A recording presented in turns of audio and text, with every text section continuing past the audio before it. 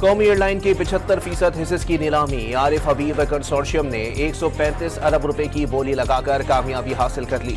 Lucky cement consortium आखिरी बोली 134 अरब रुपए लगा सकी।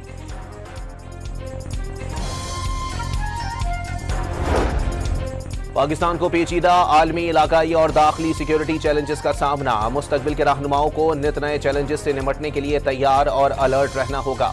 फील्ड मार्शल आसिम मुनीर का नेशनल डिफेंस यूनिवर्सिटी में सिक्योरिटी और वॉर कोर्स के शुरा पर जोर।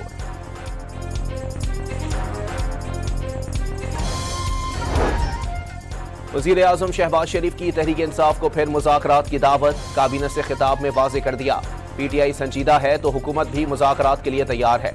ब्लैकमेलिंग नहीं चलेगी।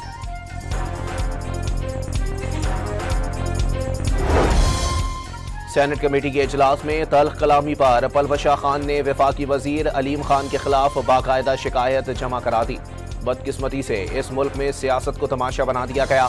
धौंस धमकियों से सवालात नहीं दबेंगे। खातून सेनेटर का मौक़िफ़। और कलअदम टीएलपी की मरकजी शूरा के रुकन नदीम समेत कई रहनुमाओं का पार्टी से ऐलान ला ताल्लुकी। तंजीम अपने मंशूर से हट गई, साथ नहीं दे सकते, रहनुमाओं का ऐलान।